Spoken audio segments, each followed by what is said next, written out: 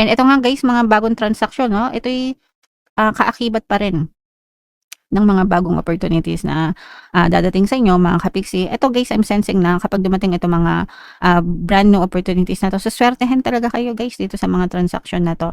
And sabi ko nga guys, no, maaaring maging dahilan to para umangat yung inyong pamumuhay. Parang magbubukas ito ng bagong pinto, pinto ng kaalaman, pinto ng experience, ganyan, additional skill, no? Na talaga.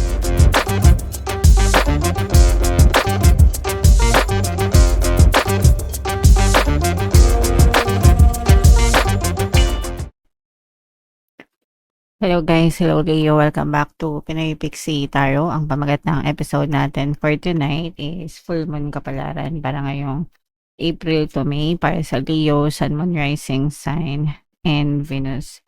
Yung ating full moon ngayong April guys ay sa April 1, tapos yung next na full moon naman natin ay sa May 1 mga kapiksi. So ang reading na to ay para sa period na yan. And ang pamagat ng ating full moon ay pink moon mga kapiksi. So ito yung ating moon message guys. Your commitment is being tested. So tinitest yung ating commitment guys sa mga gusto natin mangyari sa buhay. Gaano ka ba ka-committed sa mga desires mo? Gaano ka ba ka-committed sa mga gusto mong mangyari sa buhay mga kapiksi, okay? So dapat pagka may ginusto tayo, dapat yung commitment natin 100%.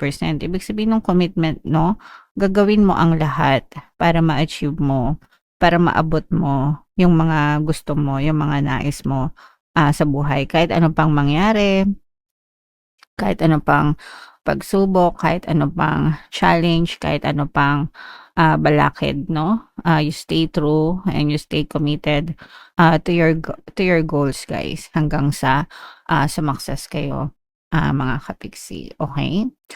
Attuned to the moon, I am committed to my dreams and move towards them with confidence. So, itype nyo na rin yan sa comment section, guys.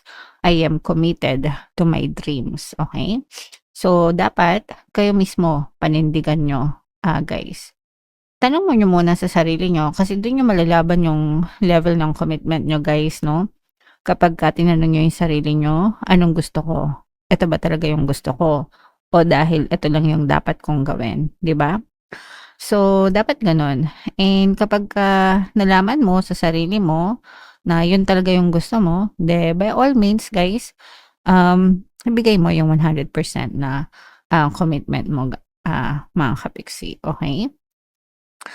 Additional meaning, guys, the answer to your question is yes, but not yet. So, ibig sabihin yes palagi. Palagi nag-yes sa universe sa atin, mga kapiksi, no?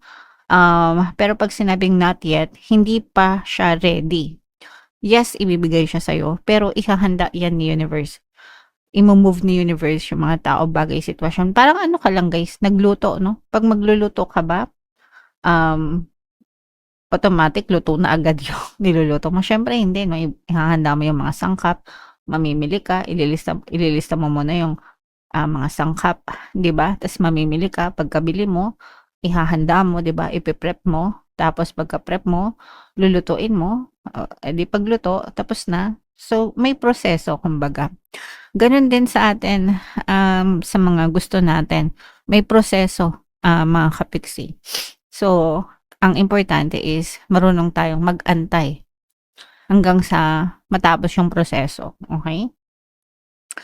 You're halfway to your goal, mga kapiksi, no? Ibig sabihin, nangangalahati ka na, no? Malayo pa, pero malayo na, mga kapiksi. Pwedeng malayo pa yung adventure mo, pero malayo na yung nararating mo. Kahit papano, kapiksi, okay? So, wag ka nang sumuko. Kasi pag sumuko ka, back to zero ka na naman. And you still need to put in a bit more effort. So, effort lang, mga kapiksi. Importante naman talaga yun, guys. Okay? So, comment down below, guys, if naka-resonate kayo dyan. Shuffle natin to, guys. Habang sinashuffle natin to, panoorin nyo muna yung video natin regarding sa ating paano mag-manifest ng abundance video course. Kapiksi, sawa ka na ba sa mga struggles at hirap sa buhay mo? Masipag ka ba at masikap sa buhay ngunit hindi ka pa rin umaasenso? Ilang beses ka na bang nag-attempt magnegosyo at mag-invest pero palagi ka pa rin nalulugi? Sa pagkakataon na ito ay maaaring may subconscious beliefs ka na nagiging balakid sa iyong pag-unlad at pagyaman. Introducing, paano mag-manifest ng abundance video course.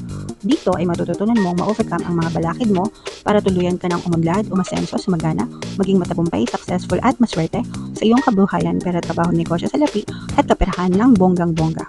Dali, mag-send na ng email sa pinoypixietaro@gmail.com at simulan na ang iyong pagyaman ngayon. Alright, so sa lahat ng gusto mag-avail ng course guys, meron tayong paano mag-manifest ng abundance video course, paano mawala ang third party, at magkaroon ng harmonious na relationship, paano publikin si ex vice breakup. Sa mga interesado guys, mag-send lang kayo ng email sa pinoypixietaro@gmail.com. And sa mga naghahanap ng pampaswerte guys, meron tayong money shaker jars. Ito yung sample guys, ganito yung itsura ng money shaker jars, tapos ito yung mga bracelets guys. So sa mga interesado, mag-chat lang kayo dito sa WhatsApp number ko guys. Okay, so Leo, kayo ay represent ng King of Swords. Ito yung ating moon energy. Huwag na kayo magpahuli guys sa money shaker jars habang pwede pa tayo mag-deliver, no? Dumadami na yung success stories yan guys. So meron dito ang presence ng another earth sign, Aquarius, Gemini, Libra, water sign, Cancer, Pisces, Scorpio. So for some of you guys, maaring may ganyang element kayo sa inyong natal chart, or you may be dealing with another water sign. Ito guys, these are brand new beginnings. Mga kapiksi, pagdating sa pagkakakitaan, ito guys, sa mga passion nyo, sa mga hobbies, crafts na pwedeng pagkakitaan. And for some of you guys, talagang mga new opportunities sa money, mga kapiksi.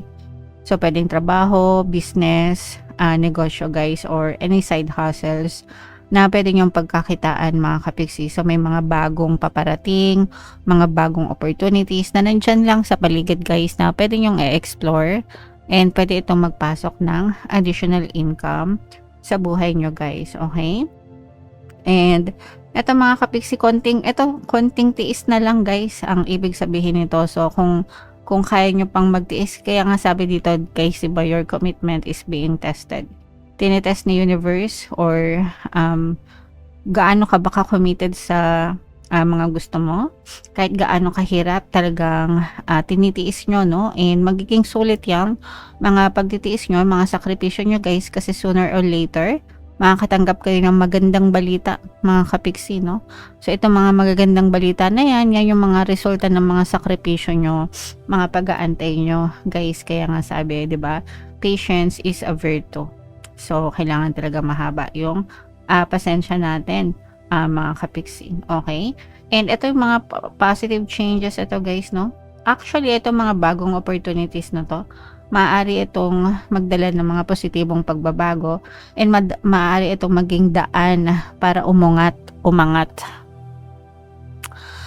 Maaaring maging daan para umangat, umunlad, umasenso din yung iyong pamumuhay, kapiksi. Okay?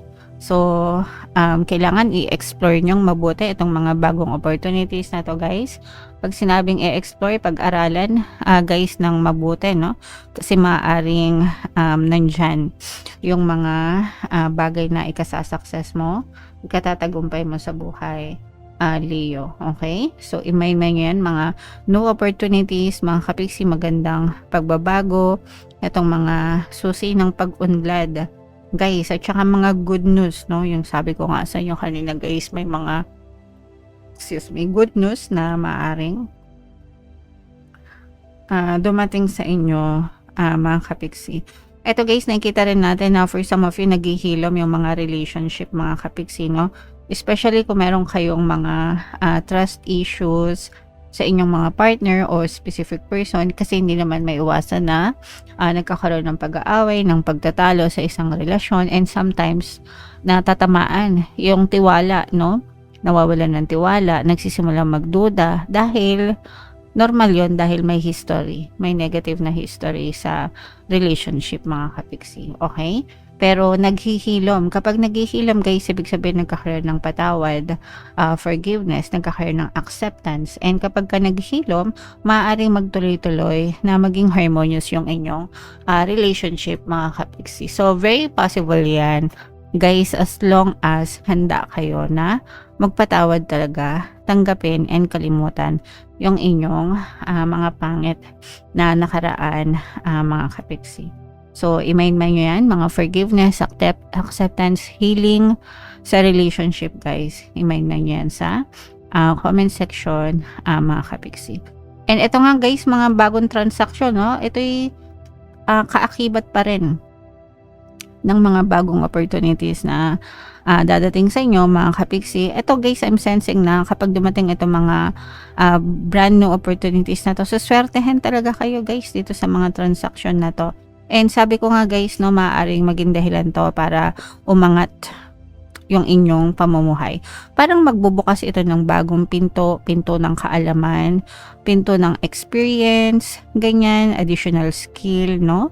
Na talaga maaaring maging maganda yung takbo ng buhay nyo. And swertehin kayo, no? Parang paharamdam nyo talaga sinuswerte kayo or parang naka-jackpot kayo dito sa mga opportunities na to, mga kapiksi. Okay? So, i-mind nyo yan, guys, mga jackpot sa opportunities, jackpot sa transaction, pag-unlad, pag-angat, pag-asenso, Leo. I-mind nyo yan. I-comment nyo sa comment section, Leo. So, shuffle natin to, guys. Comment down below if naka-resonate kayo, mga kapiksi. Ito, bubunod tayo ng isa pang mensahe sa love, guys, no? Tao ba ang jowa mo o sibuyas? Bakit kaiyak ng iyak, no? So, syempre, guys, normal lang naman na umiyak tayo dun sa relationship, lalo na kapag may hindi kayo pagkakasundo or nag-aaway kayo. Pero kapag too much na yung iyak, kumbaga parang, kasi, di ba, kaya nga tayo nag-in a relationship, guys. Kasi gusto nating sumaya. Yun yung purpose natin, no? Maging masaya tayo, kiligin tayo, di ba? We love and we feel loved. Pero, kung iyak ka na ng iyak, sa relationship, baka toxic na yung relasyon mo, baka toxic na yung karelasyon mo, baka hindi na siya tama, hindi na siya naaayon. And sometimes, no, it's better to let go yung mga toxic na relationship kesa magtiis ka sa relationship na imbis na sumaya ka, lalo pang nakakasira ng buhay mo, mental health mo, diba? So, hindi ibig sabihin nun ay walang forever, guys. It only means na baka nasa maling tao kayo or nasa maling relasyon kayo. Pero if you find the right one for you, the right person for you, guys, no, talagang may forever, mga kapiksi. Alright? Okay. So, yeah. Yan ang love message para sa inyo, guys. Comment down below if naka-resonate kayo sa mga mensahe. Ito yung ating 2026 mga for more tarot readings pala, guys. Playlist nyo, ito naman yung ating success stories ng paano mag-manifest ng abundance video, guys. Panoorin nyo itong video natin, guys, about money shaker jars. Thank you for liking, sharing, and subscribing. See you next time, guys. I love you all. Have a nice day. Bye-bye.